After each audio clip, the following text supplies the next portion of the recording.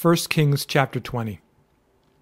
Now Ben-Hadad, the king of Syria, gathered all his forces together. 32 kings were with him, with horses and chariots. And he went up and besieged Samaria, and made war against it. Then he sent messengers into the city to Ahab, king of Israel, and said to him, Thus says Ben-Hadad, Your silver and your gold are mine, your loveliest wives and children are mine. And the king of Israel answered and said, My lord, O king, just as you say, I and all that I have are yours. Then the messengers came back and said, Thus speaks Ben-Hadad, saying, Indeed I have sent you, saying, You shall deliver to me your silver and your gold, your wives and your children. But I will send my servants to you tomorrow about this time, and they shall search your house and the houses of your servants. And it shall be that whatever is pleasant in your eyes, they will put it in their hands and take it. So the king of Israel called all the elders of the land and said, Notice, please, and see how this man seeks trouble. For he sent to me for my wives, my children, my silver, and my gold, and I did not deny him. And all the elders and all the people said to him, Do not listen or consent. Therefore he said to the messengers of Ben-Hadad, Tell my lord the king, all that you sent for to your servant the first time I will do, but this thing I cannot do. And the messengers departed and brought back word to him. Then Ben-Hadad sent to him and said, The gods do so to me and more also, if enough dust is left of Samaria for a handful for each of the people who follow me. So the king of Israel answered and said, Tell him, let not the one who puts on his armor boast like the one who takes it off. And it happened when Ben-Hadad heard this message, as he and the kings were drinking at the command post, that he said to his servants, Get ready. And they got ready to attack the city. Suddenly a prophet approached Ahab, king of Israel, saying, Thus says the Lord, Have you seen all this great multitude? Behold, I will deliver it into your hand today, and you shall know that I am the Lord. So Ahab said, By whom? And he said, Thus says the Lord, by the young leaders of the provinces. Then he said, Who will set the battle in order? And he answered, You. Then he mustered the young leaders of the provinces, and there were 232, and after them he mustered all the people, all the children of Israel, 7,000. So they went out at noon. Meanwhile Ben-Hadad and the 32 kings helping him were getting drunk at the command post. The young leaders of the provinces went out first, and Ben-Hadad sent out a patrol, and they told him, saying, Men are coming out of Samaria. So he said, If they have come out for peace, take them alive, and if they have come out for war, take them alive. Then these young leaders of the provinces went out of the city with the army which followed them. And each one killed his man. So the Syrians fled, and Israel pursued them, and Ben-Hadad, the king of Syria, escaped on a horse with the cavalry.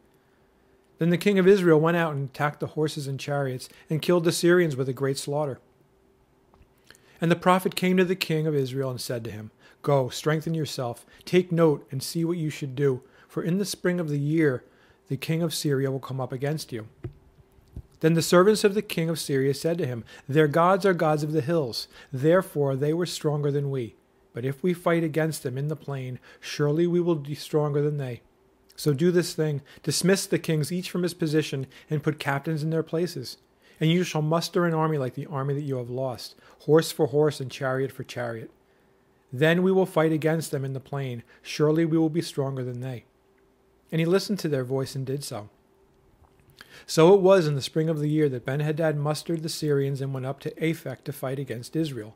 And the children of Israel were mustered and given provisions, and they went against them. Now the children of Israel camped before them like 2 little flocks of goats, while the Syrians filled the countryside.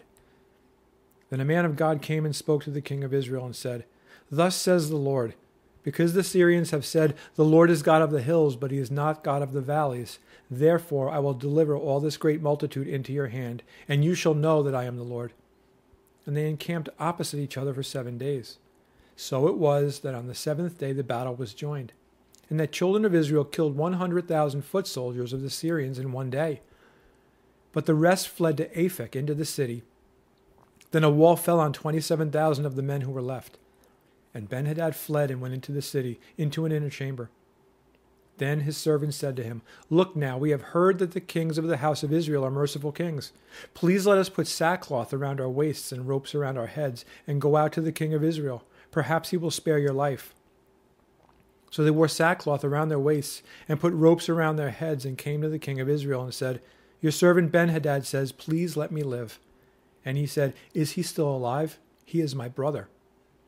Now the men were watching closely to see whether any sign of mercy would come from him, and they quickly grasped at his word and said, your brother Ben-Hadad. So he said, go bring him. Then Ben-Hadad came out to him, and he had him come up into the chariot. So Ben-Hadad said to him, the cities which my father took from your father I will restore, and you may set up marketplaces for yourself in Damascus, as my father did in Samaria. Then Ahab said, I will send you away with this treaty. So he made a treaty with him and sent him away. Now a certain man of the sons of the prophets said to his neighbor by the word of the Lord, strike me, please. And the man refused to strike him. Then he said to him, because you have not obeyed the voice of the Lord, surely as soon as you depart from me, a lion shall kill you. And as soon as he left him, a lion found him and killed him. And he found another man and said, strike me, please. So the man struck him, inflicting a wound. Then the prophet departed and waited for the king by the road, and disguised himself with a bandage over his eyes. Now as the king passed by, he cried out to the king and said, your servant went out into the midst of the battle, and there a man came over and brought a man to me and said, guard this man. If by any means he is missing, your life shall be for his life, or else you shall pay a talent of silver. While your servant was busy here and there, he was gone. Then the king of Israel said to him, so shall your judgment be. You yourself have decided it. And he hastened to take the bandage away from his eyes, and the king of Israel recognized him as one of the prophets. Then he said to him, thus says the Lord, because you have let slip out of your hand a man whom I appointed to utter destruction, therefore your life shall go for his life, and your people for his people. So the king of Israel went to his house, sullen and displeased, and came to Samaria.